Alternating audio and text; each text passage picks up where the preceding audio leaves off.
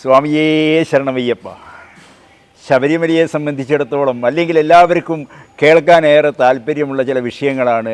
നിങ്ങൾ അവിടെ ഇരിക്കുന്ന സമയത്ത് എന്തെങ്കിലും ദിവ്യത്വം സംഭവിച്ചുവോ, നിങ്ങളെ ഇരിക്കുന്ന സമയത്ത് അങ്ങനെ സംഭവിച്ചുവോ, ഇങ്ങനെ സംഭവിച്ചുവോ, അതൊക്കെ പറയുമ്പോഴെന്താണെന്നറിയോ, ഒരു പക്ഷേ ചിലർക്ക് ഞാൻ പറയുന്നതൊരു പൊങ്ങച്ചമായിട്ടോ അല്ലെങ്കിൽ ആത്മപ്രശംസയായിട്ടോ ഒക്കെ തോന്നും. അതുകൊണ്ടാണ് അത്തരത്തിലുള്ള വിഷയങ്ങൾ അധികം ഒഴിവാക്കുന്നത്.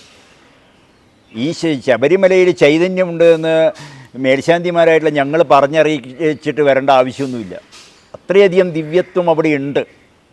അതിന് എൻ്റെ അനുഭവങ്ങൾ ഒന്ന് രണ്ടെണ്ണം ഇവർ ആവശ്യപ്പെട്ടത് കൊണ്ട് തന്നെ ഒന്ന് രണ്ട് അനുഭവങ്ങൾ പറയാം. ഞാനുമായിട്ട് ബന്ധം പുലർത്തുന്ന ട്രിച്ചി പേരാവൂരണി എന്ന് പറയുന്ന സ്ഥലത്തിലൊരു നീലകണ്ഠസ്വാമിയുണ്ട്.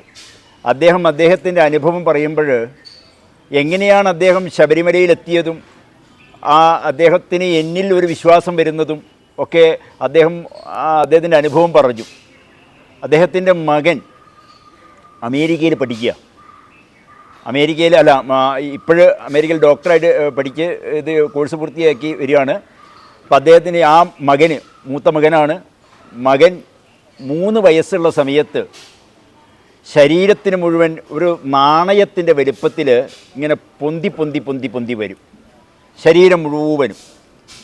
അത് സൂര്യൻ ഉദിച്ചു കഴിഞ്ഞാൽ ചൂട് വരുമ്പോഴേ ഉള്ളൂ, രാത്രി തണുപ്പ് വരുമ്പോഴേക്കും ഇതൊക്കെ പോവും. പിറ്റേ ദിവസം രാവിലെയും ഇതിങ്ങനെ പൊന്തി വരും, അസഹ്യമായ വേദനയും. ആ 3 വയസ്സുള്ള കൊച്ചുകുട്ടി കരഞ്ഞുകൊണ്ടിങ്ങനെ ഇരിക്കുന്ന സമയത്ത് ഇദ്ദേഹം എത്രയോ ഡോക്ടർമാരെ കാണിച്ചു എന്ന് പറയുമ്പോൾ ചിന്തിക്കേണ്ടത് ഈ നീലകണ്ഠസ്വാമി എന്ന് പറയുന്ന വ്യക്തി ഒരു സാധാരണക്കാരനല്ല. അത്യാവശ്യം പണമുള്ള, ലക്ഷങ്ങൾ ചിലവാക്കാൻ തയ്യാറുള്ള വ്യക്തിയാണ്. എത്രയോ ഡോക്ടർമാരെ കാണിച്ചപ്പോൾ അവസാനം തഞ്ചാവൂരിൽ തന്നെയുള്ളൊരു ആശുപത്രിയാണെന്ന് തോന്നുന്നു. അവിടെ ഒരു റൂമിലിരുന്നിട്ട് 5-6 ഡോക്ടർമാർ അവർ പറയും ഇതെന്താണെന്ന് ഞങ്ങൾക്ക് കണ്ടുപിടിക്കാൻ പറ്റുന്നില്ല, ഇത് എന്തുകൊണ്ടാണ് ഇങ്ങനെ സംഭവിക്കുന്നത് ഞങ്ങൾക്ക് കണ്ടുപിടിക്കാൻ പറ്റുന്നില്ല എന്നൊക്കെ പറഞ്ഞിങ്ങനെ ചർച്ച ചെയ്ത് 7 ദിവസം ആശുപത്രിയിൽ തന്നെ കിടക്കുകയാണ്. അദ്ദേഹം വേറെ എവിടത്തേക്കെങ്കിലുമൊക്കെ മാറ്റാൻ വേണ്ടി തീരുമാനിക്കുകയാണ്. അപ്പോഴും അവർ പറയുന്നതല്ല, ഞങ്ങൾ പറയാം എന്ന് പറഞ്ഞ് നിൽക്കുന്ന സമയത്ത് ഇവർ ബന്ധുക്കൾ മുഴുവനും ആ റൂമിലിരിക്കുന്നുണ്ട്. ഈ 3 വയസ്സുള്ള കുട്ടിയെ കട്ടിലിൽ കിടത്തിയിട്ടുണ്ട്. ഡോക്ടർമാരപ്പുറത്തുനിന്ന് റൂമിൽ ചർച്ച ചെയ്യുന്നുണ്ട്. ഈ സമയത്ത് ഇദ്ദേഹം പറയുന്നത്, ആ കൊച്ചു കുട്ടി എഴുന്നേറ്റിട്ട് അദ്ദേഹത്തോട് പറയാണ്, അദ്ദേഹം പറയുമ്പോൾ അദ്ദേഹത്തിനൊക്കെ അറിയാം. ആ കുട്ടി പറയുക, എന്നെ ശബരിമലയ്ക്ക് കൊണ്ടുപോകുമോ? ആ കുട്ടി പറയുക മാത്രമല്ല ചെയ്യുന്നത്, അദ്ദേഹം മോനെടുത്തിട്ട് കൊണ്ടുപോകാമെന്നൊക്കെ പറയുന്നു. പിറ്റത്തെ ദിവസം തന്നെ, ഒരാഴ്ച കൂടി തന്നെ ഈ വരുന്നത് കൊണ്ടുപോകാമെന്ന് വാക്ക് പറഞ്ഞുവല്ലോ, ഇത് മുഴുവനും ഇല്ലാണ്ടായി, മുഴുവനും. എന്നിട്ട് മാത്രമല്ല, അങ്ങനെയാണ് അദ്ദേഹം ആദ്യമായിട്ട് ശബരിമലയ്ക്ക് വരുന്നതെന്നാണ് പറയുന്നത്. അതിനുശേഷം ഇപ്പം വലുതായി വളർന്ന് അമേരിക്കയിൽ പഠിക്കാൻ പോകുന്ന സമയത്ത് ഡോക്ടറായി പഠിക്കാൻ പോവുകയാണ്. അവിടെ വെച്ച് എന്തൊക്കെയോ പ്രതിസന്ധികളുണ്ടായി. ആ കോഴ്സ് പൂർത്തിയാക്കാൻ പറ്റുന്നില്ല. പല പ്രതിസന്ധികളുണ്ടായപ്പോൾ പല വർഷങ്ങളും വന്നു. ഇപ്രാവശ്യം വന്നപ്പോൾ അദ്ദേഹം പറഞ്ഞത്, തിരുമേനി എന്തോ എന്നെ മാറോട് ചേർത്ത് പിടിച്ചു, എന്നിട്ട് ആ ദുഃഖം മുഴുവനും അവിടുന്ന് പറഞ്ഞു എന്നാണ്. നമുക്ക് ചെയ്യാവുന്ന എന്താ, ഭക്തന്മാർ വരുമ്പോൾ അവരെ മനസ്സോട് ചേർത്ത് പിടിക്കുക. അവരെ നമ്മൾ ഓരോരുത്തരോടും, നേരത്തെ പറഞ്ഞില്ലേ സ്വാധ്യായ പ്രവചനാഭ്യാം എന്ന് പറയുമ്പോൾ, ഈ പ്രവചനം എന്ന് പറയുന്നത് നമ്മൾ ചെയ്യണം. ഒരാചാര്യൻ്റെ ധർമ്മമാണത്. ദുഃഖങ്ങൾ എല്ലാവർക്കും ഉണ്ടാവുമ്പോഴെങ്കിലും അവിടെ ഇരിക്കുമ്പോൾ ഞാനൊന്ന് ചിരിച്ചാൽ, ഞാൻ സന്തോഷത്തോടുകൂടി ഒരു വാക്ക് പറയുമ്പോൾ കേൾക്കുന്നവർക്ക് എത്ര പോസിറ്റീവാണെന്നറിയോ. അവരെ മാറോട് ചേർത്ത് പിടിക്കുക. ഒപ്പം ഈശ്വരനുണ്ട്. അവർ ചിന്തിക്കുന്നത് ഒരു ജയരാമൻ നമ്പൂരി പിടിക്കുന്നു എന്നല്ല അവർ ചിന്തിക്കുന്നത്. അവരെ സംബന്ധിച്ചിടത്തോളം അയ്യപ്പൻ്റെ പ്രതിരൂപ. അപ്പം ഞാൻ അദ്ദേഹത്തിനെ മാറോട് ചേർത്ത് പിടിച്ചിട്ട് പറഞ്ഞു, പ്രാർത്ഥിച്ചോളൂ. അയ്യപ്പൻ കേൾക്കില്ലേ? അയ്യപ്പൻ കേൾക്കാത്ത ഒരു പ്രാർത്ഥനയുമില്ല. അദ്ദേഹം അവിടെ നിന്ന് പ്രാർത്ഥിക്കുന്നു. 3-4 വർഷമായിട്ട് അദ്ദേഹത്തിനുണ്ടായ വിഷമം മുഴുവനും അവിടുന്ന് സോൾവായി കിട്ടുക. എങ്ങനെ കിട്ടി ആവോ? ഇതൊക്കെ പറയുമ്പോൾ ഒരുപാട് അനുഭവങ്ങൾ പറയണം. ആ പറയുമ്പോഴൊക്കെ ഞാൻ ചിലപ്പം നിങ്ങൾക്ക് ചിലപ്പോൾ അരോചകമായി തോന്നുമെന്ന് പേടിച്ചിട്ടാണ് ഇതൊക്കെ പറയാത്തത്. ഞാൻ അതുകൊണ്ടാണ് പറയുക, ഒരിക്കൽ കൂടെ ശബരിമലയിൽ മേൽശാന്തിയായി ഇരിക്കാൻ നിങ്ങൾക്ക് ആഗ്രഹമുണ്ടോ ചോദിച്ചപ്പോൾ ഞാൻ പറഞ്ഞു ഇല്ല. എനിക്കെന്ത് കിട്ടണമോ അതവിടുന്ന് കിട്ടി. എന്നിലൂടെ ഈ ശക്തി ഈ പ്രപഞ്ചം മുഴുവനും ചലിക്കുന്നുണ്ട്. ഞാൻ എവിടെ എത്തണം? വിദേശ രാജ്യങ്ങൾ ആര് പറഞ്ഞു? എനിക്ക് പോകണമെന്നൊരു നിർബന്ധവുമില്ല. അയ്യപ്പസ്വാമി എന്നെ അവിടെ എത്തിക്കുമെങ്കിൽ ഞാൻ അവിടെ പോകും. എന്നിലൂടെ ഈ ശക്തി അങ്ങനെ നിറഞ്ഞൊഴുകണം. അതിന് വേണ്ടോളം അനുഗ്രഹം ആ അയ്യപ്പസ്വാമി തന്നിട്ടുണ്ട്. ഇത് അനുഭവമല്ല. ഇതിന് ഞാൻ മുമ്പും പറഞ്ഞിട്ടുണ്ട്. അവിടെ ഇരിക്കുന്നൊരു വ്യക്തി ഇതേപോലെ നെടുമങ്ങാട് തിരുവനന്തപുരത്ത് അടുത്തുള്ള ഒരു വ്യക്തി എൻ്റെ അടുക്ക വന്നിട്ട് ഒരു ബ്രേസ്ലെറ്റ് കയ്യിൽ തന്നിട്ട് പറയും, തിരുമേനി എനിക്ക് തിരുമേനി ചിരിച്ചുകൊണ്ട് വർത്തമാനം പറയുമ്പോൾ, ഞങ്ങളെ ചേർത്ത് പിടിക്കുമ്പോൾ, എൻ്റെ മോനെ മടിയിലെടുത്ത് ഇരുത്തിയപ്പോഴൊക്കെ എന്തൊരു സന്തോഷമായിരുന്നു എന്നറിയാം. ഞങ്ങൾക്ക് എന്തെന്നില്ലാത്തൊരു അനുഭൂതി. അതുപോലെ എത്രയോ പേര് ചിരിച്ചുകൊണ്ടാം തിരുമേനി നടയെന്ന് ഇറങ്ങുമ്പോണ്ടല്ലോ, ആ ചിരി കാണുമ്പോൾ തന്നെ ഞങ്ങൾക്ക് ഒരു സന്തോഷമുള്ളിൽ, ഒരു പോസിറ്റീവ് എനർജി. അത്രയൊക്കെ ഞങ്ങളെപ്പോലുള്ളവർക്ക് ചെയ്യാൻ പറ്റുള്ളൂ. ഞങ്ങളെപ്പോലുള്ളവർക്ക് എന്ത് ചെയ്യാൻ പറ്റും? നിങ്ങൾ വരുമ്പോൾ നിങ്ങളുടെ ദുഃഖം കേൾക്കുക, അത് കേൾക്കാനുള്ള സന്മനസ് കാണിക്കുക. അതുപോലെ എത്രയോ പേര് വീട് വയ്ക്കാൻ പറ്റാതെ കണ്ട്, വസ്തു വിൽക്കാൻ പറ്റാതെ കണ്ട്, എത്ര അനുഭവങ്ങൾ. ക്യാൻസർ വന്നിട്ട് ഒരു കരയുക.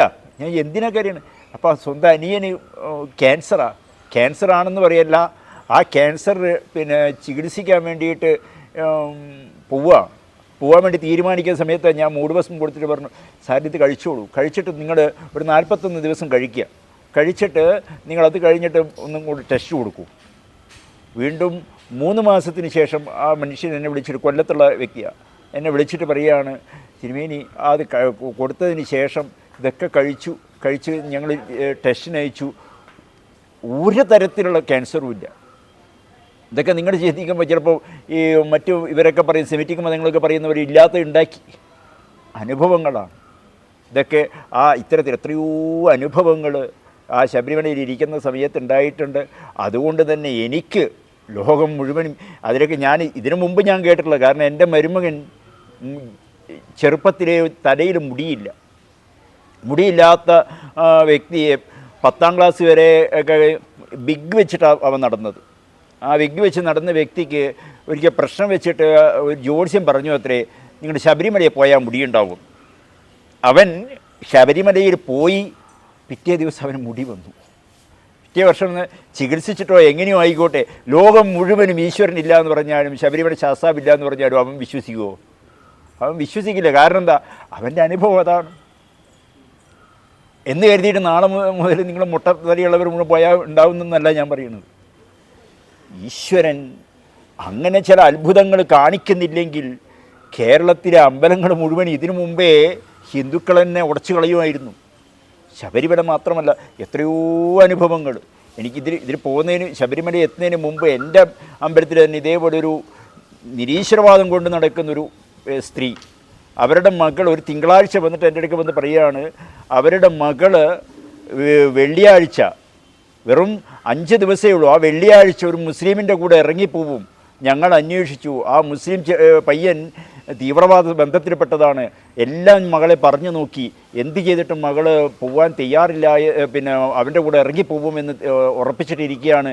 തിരുമേനി എങ്ങനെയെങ്കിലും ഞങ്ങളെ രക്ഷിക്കണമെന്ന് നിരീശ്വരവാദം കൊണ്ട് നടക്കുന്നവരാണ് പറയുന്നത്. അവരോട് ഞാൻ പറഞ്ഞത്, ഭഗവാനോട് പ്രാർത്ഥിച്ചോളൂ, എന്തെങ്കിലും ഒരു വഴി കാണും. അവർ അവിടെ പ്രാർത്ഥന ചെയ്യുന്നു. 5 ദിവസത്തിനുള്ളിൽ എന്ത് മറിമായം നടന്നു എന്നറിയില്ല. ആ പെൺകുട്ടി ഒരു തീരുമാനം എടുക്കുകയാണ്, അവൻ്റെ കൂടെ ഞാൻ എന്തായാലും പോവില്ല എന്ന് മാത്രം തീരുമാനം എടുത്തു എന്ന് മാത്രമല്ല, അച്ഛനും അമ്മയും പറഞ്ഞ് വിവാഹത്തിന് തയ്യാറായി. ആ വിവാഹം നടന്നു, അതിലൊരു കുട്ടിയുണ്ടായി. ആ കുട്ടിയെയും ഇല്ലത്തെ അമ്പലത്തിൽ കൊണ്ടുവന്ന് തുലാഭാരം തൂക്കി. ഇവിടെ നടന്നത് എന്ത്? അപ്പോൾ ഇനി ലവ് മാരേജ് ഉള്ളവർ മുഴുവൻ നിങ്ങൾ ഓടി വന്നു കഴിഞ്ഞാൽ രക്ഷപ്പെടുത്തുന്നു എന്നല്ല പറയണത്. നിങ്ങളുടെ പ്രാർത്ഥന ഏറ്റവും ശക്തം നോക്കൂ, യാദൃശീ യാദൃശീ ശ്രദ്ധാം സിദ്ധിർഭവതി താദൃശീ. മനസ്സുകൊണ്ട് നിങ്ങൾക്ക് എത്ര കണ്ട് കരുത്തോടുകൂടെ പ്രാർത്ഥിക്കുവാൻ സാധിക്കുമോ? മക്കളില്ലാത്തവർ കരഞ്ഞ് പ്രാർത്ഥിക്കണം. ആ കരയുന്നത് അപ്പുറത്തിപ്പുറത്തുള്ള ആൾക്കാരുണ്ടോ നോക്കിയിട്ടല്ല വേണ്ടത്. എനിക്ക് മക്കളുണ്ടോ ഇല്ലെങ്കിൽ ആ രീതിയിൽ നിങ്ങൾ പ്രാർത്ഥിച്ചിട്ടുണ്ടെങ്കിൽ എന്നെങ്കിലും നിങ്ങൾക്ക് ആ അനുഭവം കിട്ടിയേ മതിയാകൂ. യാദൃശീ യാദൃശീ ശ്രദ്ധ സിദ്ധിർഭവതി താദൃശീ. ആ മനസ്സിൽ നിങ്ങൾ എങ്ങനെ സങ്കല്പിക്കുന്നുവോ അത് നിങ്ങൾക്ക് അനുഭവമായിട്ട് വരും. അതുകൊണ്ട് ആ മനസ്സിന് കരുത്തുള്ള ആചാരങ്ങൾ നിലനിർത്തണം എന്ന് പറഞ്ഞു. ഞാൻ നേരത്തെ ജ്യോതിസിനെക്കുറിച്ച് പറഞ്ഞിട്ടുണ്ടായിരുന്നു.